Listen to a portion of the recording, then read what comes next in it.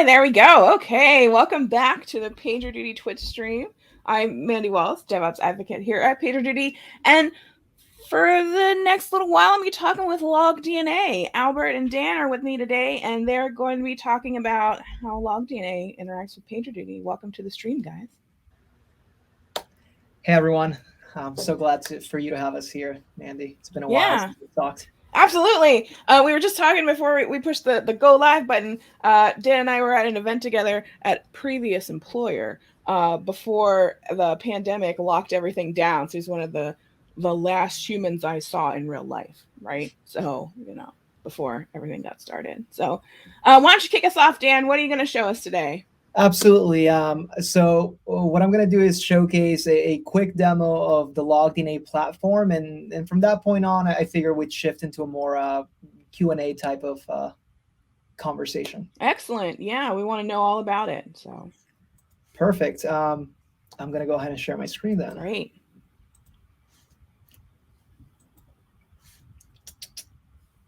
I'm always wary about sharing the right screen. Awesome. All right. Hi, everyone. Reintroducing myself. My name is Dan Flores. I'm a solutions engineer at LogDNA. And today we're going to discuss the LogDNA platform, a modern login solution that allows ops to reduce troubleshooting time and developers to increase their efficiency. Now, first of all, Mandy, can you see my screen? I believe. Yes, we're all good. Perfect. Awesome. So our solution was designed with the purpose of accelerating the time to value you get from logs. We've architected LogDNA to ensure logs are automatically indexed and parsed upon ingestion. Now, I'm going to be harping on these 2 points over and over and over. And that's because our claim to fame is really immediate actionability, which is derived through these functionalities built within our proprietary tech. Our live tail first approach enables speed and immediate access instead of having to wait for your logs to reach some specific data store for some batch jobs to finalize, while the automatic parsing ensures that logs are actionable and can be searched, alerted on, graphed, etc. as they come in. So with that in mind, let's check out the platform. And what we're currently seeing is our view section, which is a near real-time stream of all incoming logs across my entire ecosystem. That being said, we do have boards and screens which allow us to see the bigger picture via visualizations in order to expedite detection rates and to establish larger patterns. But going back to this view section, what we can very quickly see is that we can filter via tags, sources, etc. However, one of our biggest differentiators really stems from our searching capabilities. Rather than having to learn yet another query language to interact with your chosen solution, LogDNA focuses heavily on what we call natural language query syntax, which is really just a fancier way of saying, hey, we can search on any organic keyword. So if I was interested in looking for SSH failures, I could type fail SSH, and that data comes back to me. Likewise, if I was interested in seeing any logs that contain the keywords get and 404, I can search for that. And again, we get that data immediately back. Lowering our learning curve really translates to a sense of immediate onboarding. Now, as mentioned, and I'm going to say this over and over and over again, logs are already parsed as they populate within LogDNA. So this means that we can complement the keyword-based search, which I just showed, with parse-based ones to create a more organic way of performing your forensic analysis.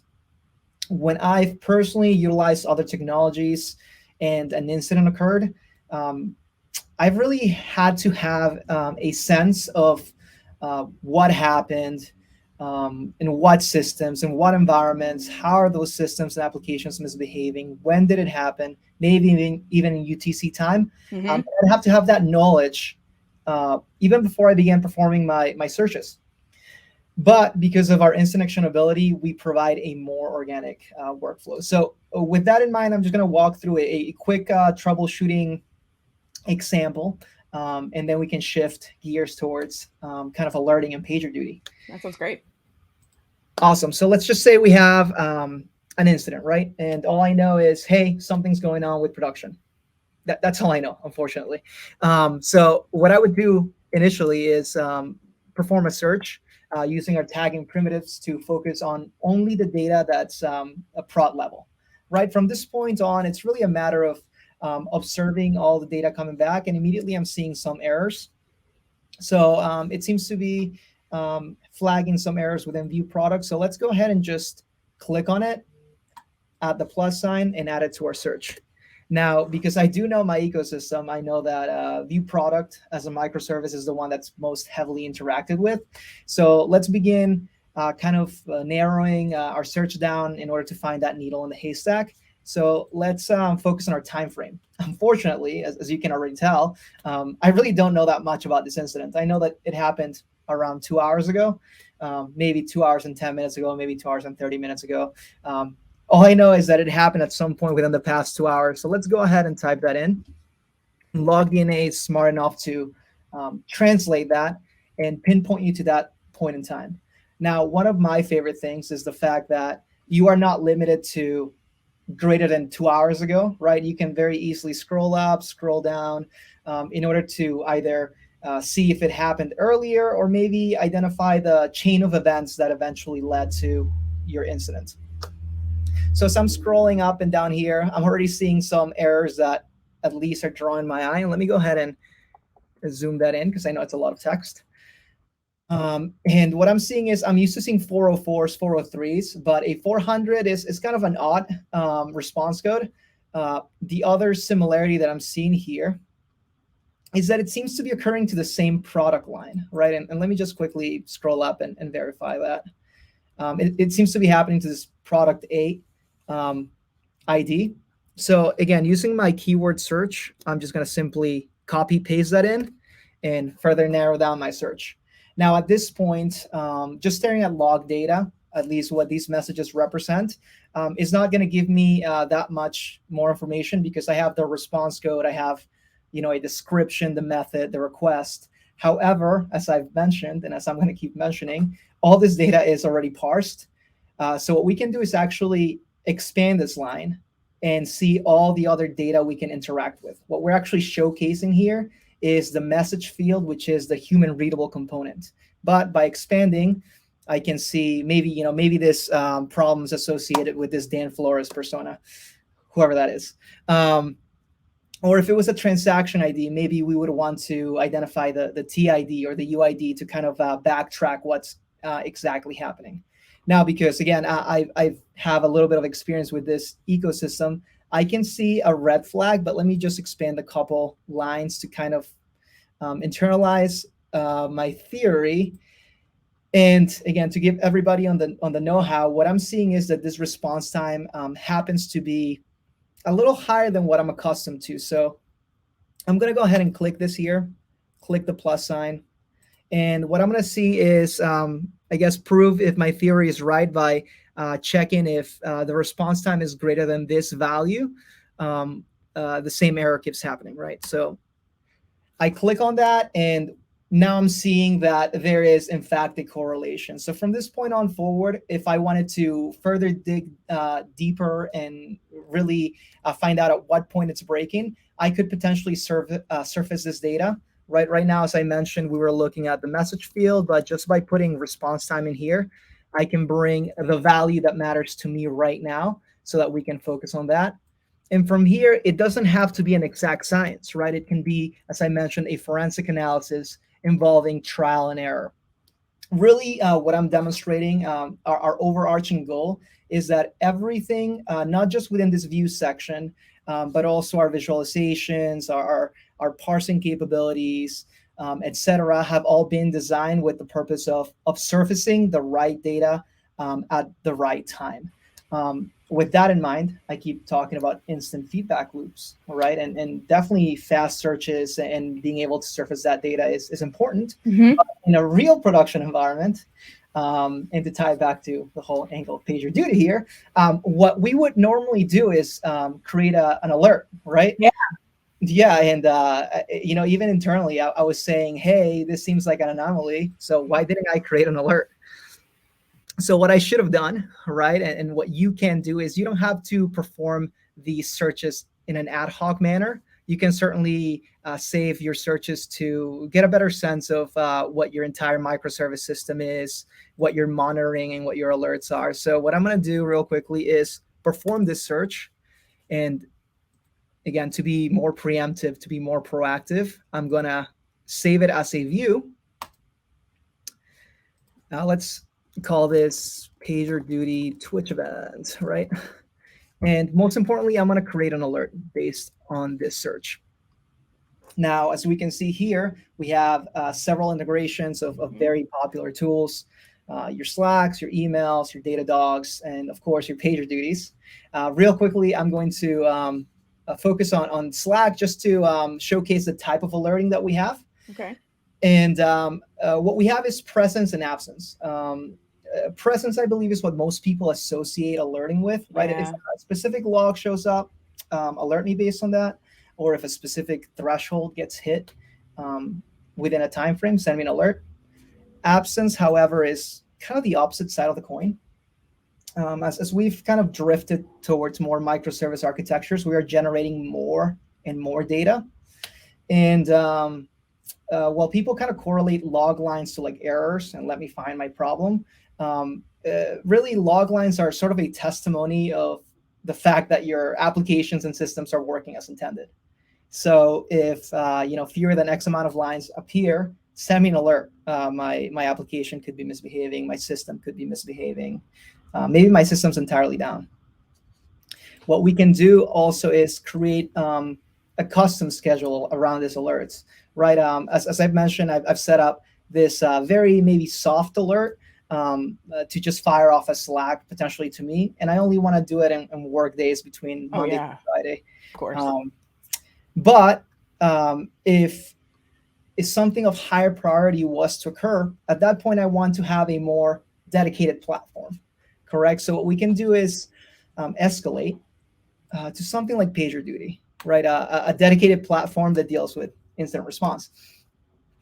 So from what you can see here is you can set either the same threshold or even higher thresholds, right? So that when this alert does occur, we are all hands on deck. The right person with dealing with the responses at the time can get right down to action. And a lot of the setup or the settings are very similar, right? We have the same type of alerting, the custom schedule. However, we do have a specific flag that is very specific to PagerDuty. And that's this auto-resolved incident, which I'm actually going to let Albert elaborate on, because Albert has not only led the discussions, discovery, and delivery of this feature, but in doing so, he has actually talked to several customers that wanted, that really needed this to be part of our solution. So Albert, I'm going to pass you the imaginary mic. Thank you so much, Dan. And yeah, just for a brief intro, I'm Albert. I'm one of the PMs at LogDNA, working on the ecosystem team, which deals largely with how we handle any logs that come in and out. And so part of that experience of having logs come in is dealing with alerting, and so specifically alerting to different integrations such as PagerDuty. So when exploring this feature, we were talking to some customers, and what we realized was when incidents happen, right, PagerDuty is really great with incident management, kind of notifying the particular SRE or developer wherever they are, whether on their phone, on their Apple Watch, whatever means necessary to get them up and about and on their computer and figuring out what is going on at that moment. And then with LogDNA, we kind of figured that, LogDNA provides you the actual data that you need to troubleshoot and figure out the situation and figure out how to resolve it. And with that, we created the PagerDuty alert integration, and that has been working really well for most and all of our customers using the integration. So specifically for the auto resolve feature, what we saw with our customers was whenever an alert would trigger, let's say we wanted to trigger an alert, let's say after we see 10 or more lines within, let's say, a minute. And so what's going to happen is, because an incident has happened, every single minute, you're going to get another alert from LogDNA, which means you're going to get another incident on your PagerDuty dashboard. And what's going to happen is that dashboard is going to fill up with many, many incidents. And that's going to create a lot of noise for you when you're debugging and figuring out what's happening.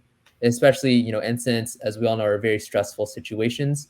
Getting continually ping, more emails, more notifications, more buzzes, that's something that's just going to distract from the actual troubleshooting. So that's the first problem we wanted to solve. The second thing is, after you think you've fixed your incident, how do you know that it's actually over? Most of the SREs, if not all, will go and check their logs, right? The logs are the source of truth. And so what we saw were SREs would go back into LogDNA, check the different views, kind of manually scroll, and use the logs as the source of truth to let them know, oh, an incident is over. So from looking at these two problems, we thought, hey, couldn't there be a more automated way to kind of fill this gap or like solve this problem?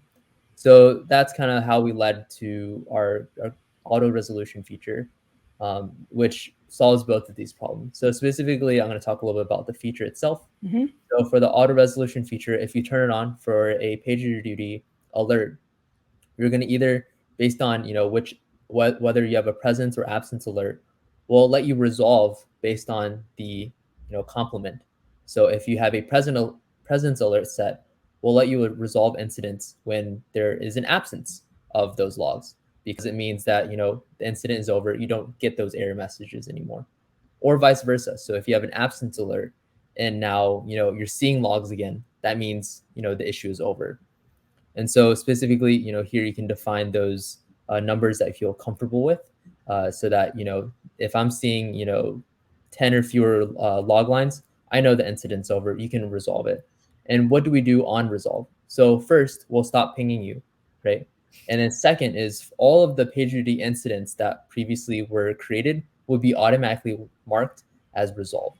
Oh, interesting. And then, Okay. and then finally, for that, for this particular auto resolution feature, we decided to stop pinging you continuously for incidents, and so that you would only have a single incident in your PagerDuty dashboard for that specific alert. And this is really helpful because, let's say, for a very miraculous but also very sad, very unfortunate reason, you have two incidents happening at the same time, right?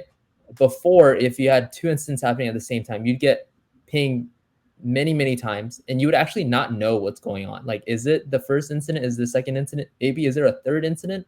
So now you have all that data inside that single incident, right? And then second, whenever you're done debugging, done fixing the particular issue, let's say it's you have to restart a server or you start a pod or something, and things are going back to normal, will actually automatically resolve the incident that has been actually resolved. So high level, PagerDuty does really well with incident management, and we wanted to help automate and kind of smooth some user experience edges. And then LogDNA handles your source of truth, which is your logs, and we help with that. Great.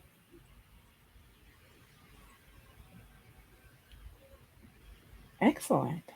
So for things like LogDNA, like what kind of things do you see folks feeding in there? Like that look like a microservice with a web request in it and some other things going on there. So what kinds of things are folks sending to LogDNA these days? Honestly, one part I didn't show in the demo because I just kind of wanted to focus on the searching and the alerting, is the fact that we ingest data from really all sources. What you are ingesting depends on what your environment looks like. If you're a developer, it could be very much microservice deployment, maybe in Kubernetes. If you are an SRE, maybe you have a fleet of Windows events Windows machines, Linux machines, etc.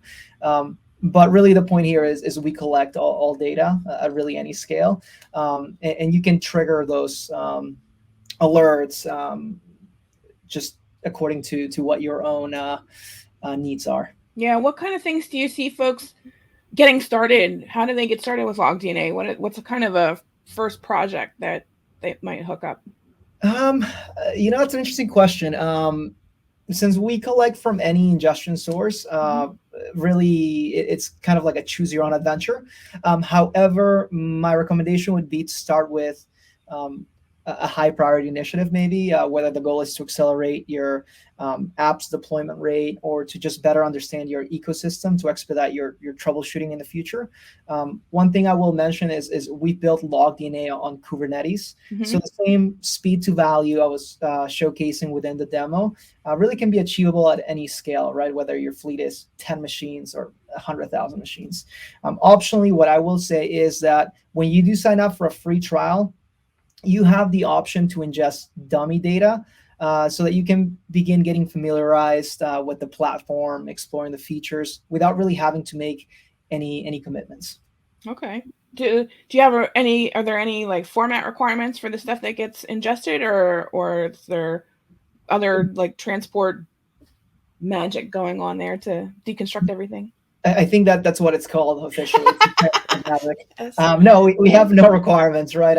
We can intake structured, unstructured data, really any text-based event that can occur. Cool. It's a little less looking at the matrix, right? Like being able to pick all that stuff out into the UI looks super helpful for folks, 100%. So what are some use cases that folks might not be thinking about right off the bat? Are there unusual things that you see folks using LogDNA for? Yeah, and I'm going to go back to the thing that I've been kind of repeating ad nauseum at this point, which is, we parse on ingestion. Mhm. The thing is, we parse what's considered a widely accepted structure. So I'm talking about your JSONs, Okay. your Nginx's, your Windows events. And really, when you think about it, breaking it down a little bit, parsing is what makes your data actionable. And in a perfect world, parsing well-known structures would be enough. But in reality, everyone is dealing with unstructured data, whether it was never attempted to be structured, or an extra character breaks down your JSON structure, or maybe for some reason your org has their own proprietary structure. I don't know. The thing is, without those parsed fields, sifting through data becomes kind of unmanageable. And the normal workflow I see for remediating these type of events is maybe your ops person has found some value in log data that they need to utilize. So what they do is they submit a ticket into a devs queue where they ask, please refactor these logs because I need this specific value. Yeah. To be action on, right? And unfortunately, that really translates to work that can take weeks, months. It really just depends on the priority and the devs queue. Yeah. So what we offer is custom parsing functionalities, which allows our users to extract really value out of any log line through a no-code approach. And once these parsing templates have been created, our users can utilize this, what I would consider previously limited data, to perform better searches, to create better alerts for graphing, etc. Cool. Does that include like wacky stuff like stack traces and other horrible things that might show up in the logs?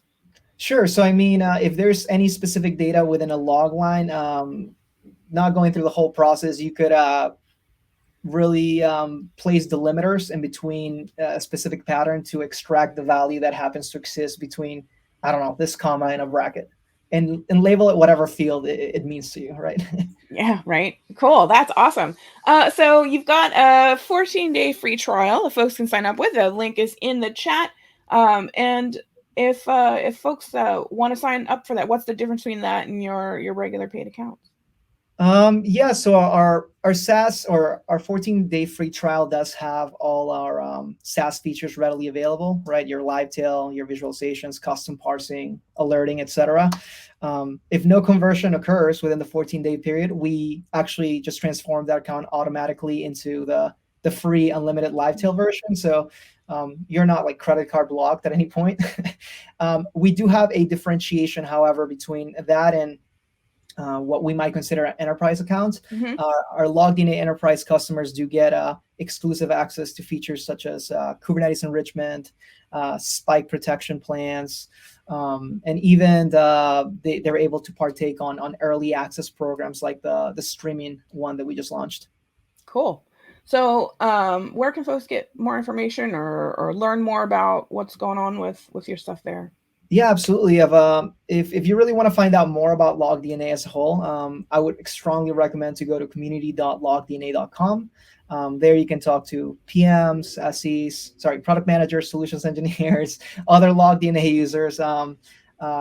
Furthermore, you can also access our public-facing documentation to see our capabilities, our integrations, etc. And for all the hands-on learners like myself, I really strongly recommend to just go do the free trial, get some firsthand experience with the platform itself. Cool. Like, so what's your favorite part of the platform?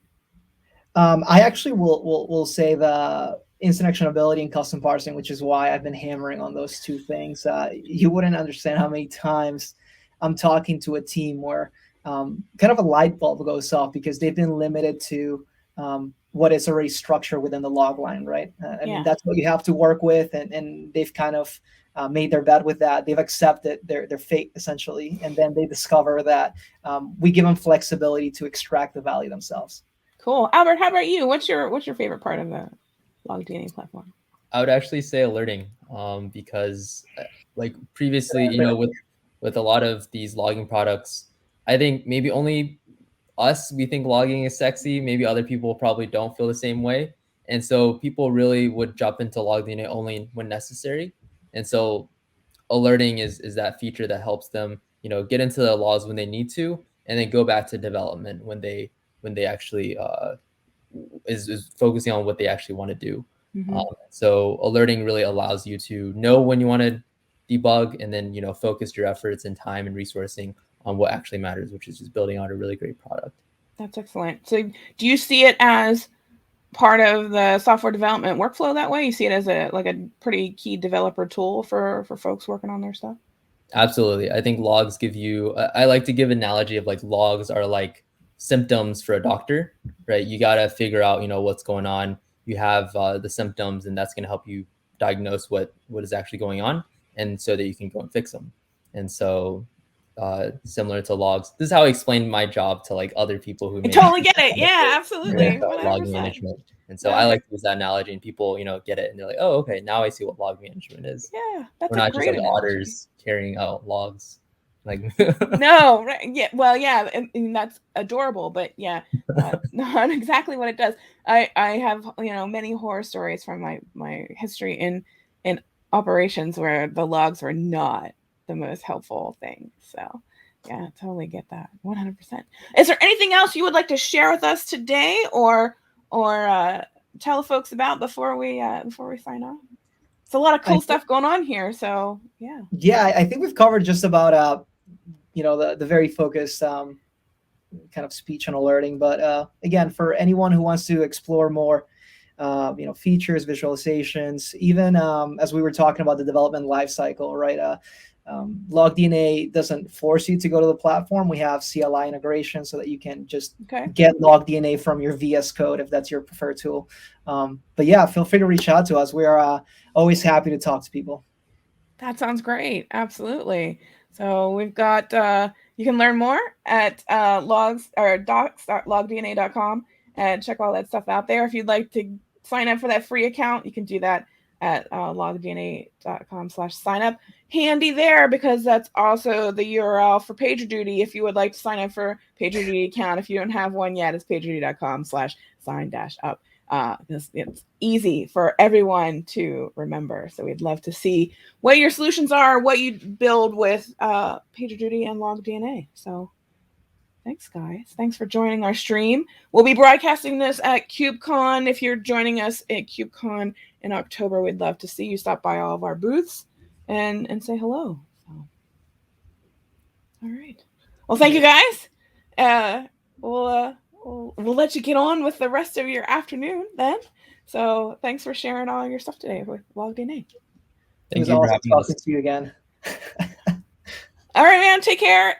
For folks out there, thanks for joining. Make sure you follow our account so you don't miss any of our streams. We have more stuff coming up next week with some more of our partners for KubeCon. And if you're watching this live on YouTube, make sure you like and subscribe. So take care, and we'll see you later. Thanks for watching. Make sure you never miss a stream. Follow us at PD Community and PagerDuty on twitch.tv. If you're watching on YouTube, don't forget to like and subscribe.